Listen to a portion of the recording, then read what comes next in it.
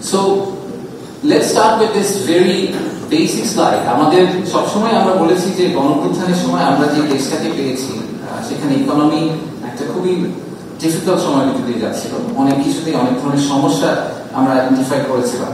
তা আমরা যদি অন্যান্য দেশ যারা গণঅভ্যুত্থানের ভিতর দিয়ে গেছে তাদেরকে দেখি এবং তারা সেই গণঅভ্যুত্থানের পরে ইনফ্লেশন বা জিডিপি গ্রোথ এইসব জায়গায় তারা যে ধরনের চ্যালেঞ্জ ফেস করেছেন সেই তুলনায় বাংলাদেশ রিলেটিভলি গত এক বছরে অনেক কম চ্যালেঞ্জ ফেস করেছে। So the economy is slowly turning it's corner. আমাদের যে চ্যালেঞ্জগুলো ছিল সেগুলোকে আমরা এখন পর্যন্ত মনে হচ্ছে আমরা মোটামুটি ওয়েদার করতে পেরেছি, নেভিগেট করতে পেরেছি। আমি যদি আরেকটু জুম ইন করি তাহলে ইনফ্লেশন নাম্বারটা যদি আপনারা দেখেন, ইনফ্লেশন নিয়ে মূল্যবৃদ্ধি, দ্রব্যমূল্যের দাম এগুলো নিয়ে অনেক কথাবার্তা হয়। ইনফ্লেশনটা কিন্তু এখন একটা স্টেডি স্টেটে চলে এসেছে আমাদের সেন্ট্রাল ব্যাংকের কন্ট্রাকশনের মনিটারি পলিসির জন্য। মাঝখানে যে স্লাইডটা দেখা যাচ্ছে, মাঝখানে যে চার্টটা দেখা যাচ্ছে, এটাকে বলে পারচেসিং ম্যানেজার্স ইন্ডেক্স।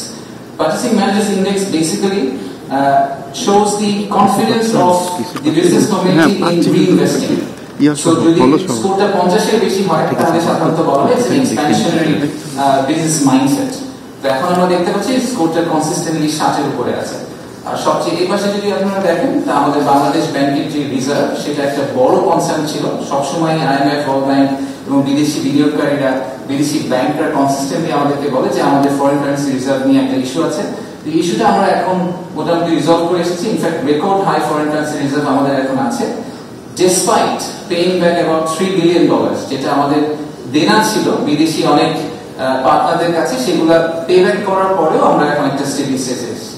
সেই কারণে আপনারা হয়তো অনেকে যারা পেপার ফলো করেন জানবেন যে গত 2-3 মাসে ইনফ্যাক্ট আমাদেরকে ডলার মার্কেট থেকে কিনতে হয়েছে, কারণ টাকা অ্যাপ্রিশিয়েট করে চলে যাচ্ছে। So the trend we had যে লাস্ট 2-4 বছরে অনেকে হয়তো মনে আছে যে বাংলাদেশি টাকা 80 টাকা ছিল ডলারের সাথে, এটা হঠাৎ করে লাভ দিয়ে 120 টাকা হয়ে গেল। এখন আমাদের এখানে সেভিয়ার ইনফ্যাক্ট মার্কেট থেকে কিনতে হচ্ছে না, আমাদের নেমে যাওয়ার একটা সম্ভাবনা আছে। So all these things give me confidence the economy finally is stabilizing.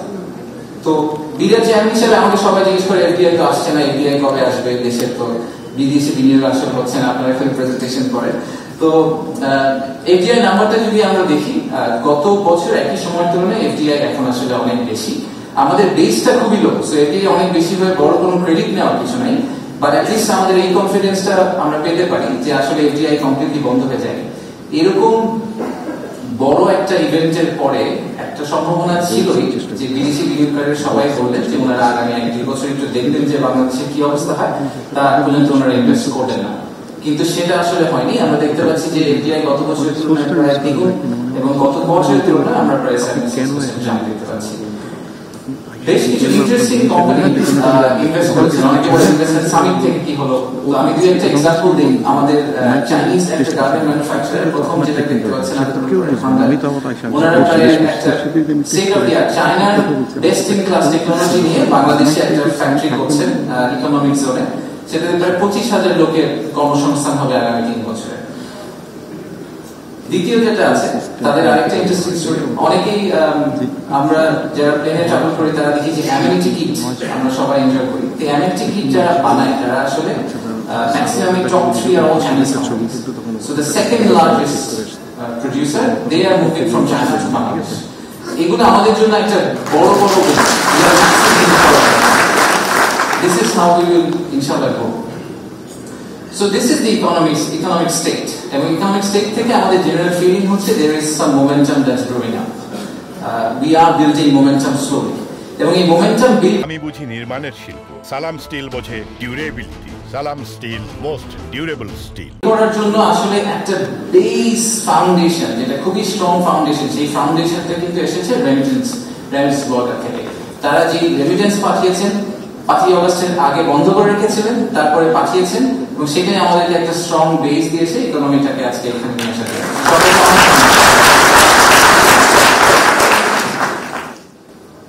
আমরা কি করছি?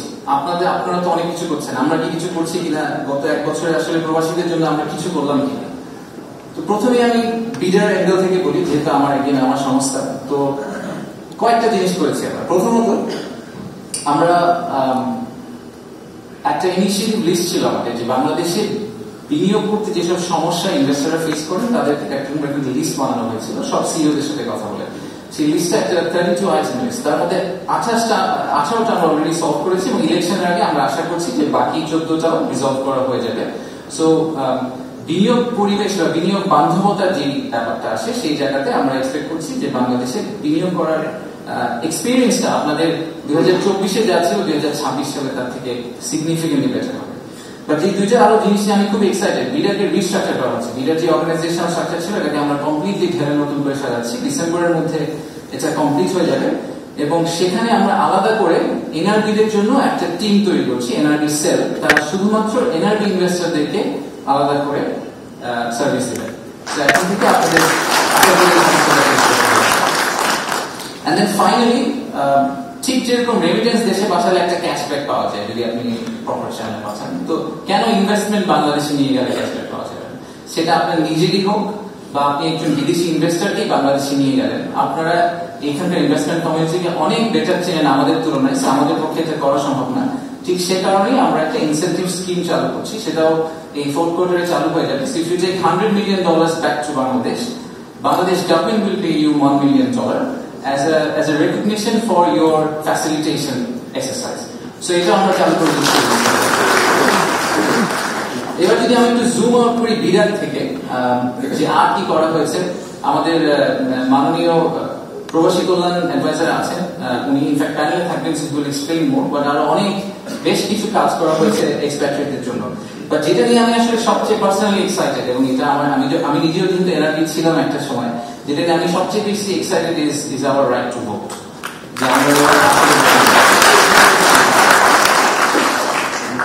তো আজকে প্রথম আমরা আপনাদেরকে ভোটের প্রসেসটা একটু বলতে চাই। আমরা দুটো স্লাইড আছে, আমরা will explain how you will vote. So যেটা হবে, খুব শীঘ্রই আমরা একটা অ্যাপ লঞ্চ করব বাংলাদেশ সরকার থেকে, যেখানে আপনারা আপনাদের যে পার্সোনাল আইডি আছে সেটা দিয়ে রেজিস্টার করতে পারবেন, এবং রেজিস্টার করার পরে আপনারা সেখানে আপনাদের এখন যে বর্তমান ঠিকানাটা আছে সেই ঠিকানাটা দেবেন। এই ভোটটা পোস্ট অফ ভোট অফিসের ঠিকানাটা প্লিজ ঠিকভাবে দিন, যাতে অন্য কারোর কাছে আপনার ব্যালটটা চলে না যায়। এই ঠিকানায় কিন্তু আপনার ব্যালট আসবে। সো যদি আপনি ভোটের দিন হঠাৎ করে ঠিক করেন যে না এখন আমি বাংলাদেশে চলে যাবো, বাংলাদেশে গিয়ে ভোট দিব, সেটা হবে না। আপনাকে আসলে ভোটটা এখান থেকে দিতে হবে। তা আপনার কাছে একটা এরকম সুন্দর খাম পৌঁছে যাবে, যে খামে একটা প্রি রেজিস্টার্ড খামও থাকবে, প্রিপেড খামও থাকবে, যেটা আপনি ফেরত পাঠাতে পারবেন ভোটটাকে। একটা এরকম কাগজ যাবে ওই ভোটের মধ্যে, ওই খামের মধ্যে। সেই কাগজটাতে প্রত্যেকটা মার্কা দেওয়া থাকবে, প্রার্থীর নাম লেখা থাকবে না। দ্য রিজন প্রার্থীর নাম লেখা থাকবে না সেটা হচ্ছে যে বাই দ্য টাইম প্রার্থী অ্যানাউন্স হয়ে যায় ততদিনই আপনাদের কাছে কাগজ এসে আপনারা ভোট দিয়ে আবার বাংলাদেশে ফেরত পাঠানোটা খুব চ্যালেঞ্জ। সো আমরা খালি মার্কাটা দিয়ে দিই, এরকম একটা কাগজ যাবে। আপনাদের পছন্দের যে প্রার্থী তার যে মার্কা, সেই মার্কাতে আপনি ভোট দিয়ে খামের মধ্যে ভরে পোস্ট বক্সে দিয়ে দিবেন। আপনি যখন একটা পোস্ট বক্সে দিয়ে দিবেন, this will go straight to আপনার কনস্টিটিউয়েন্সি। ধরেন let's say you are from Nilphamari returning অফিসারের কাছে আপনার এই খামটা পৌঁছে যাবে। সো ইলেকশনের সময়, ইলেকশনের একদিন আগে আমরা খামগুলো খুলে আপনাদের ভোট কাউন্ট করব। So I am genuinely excited.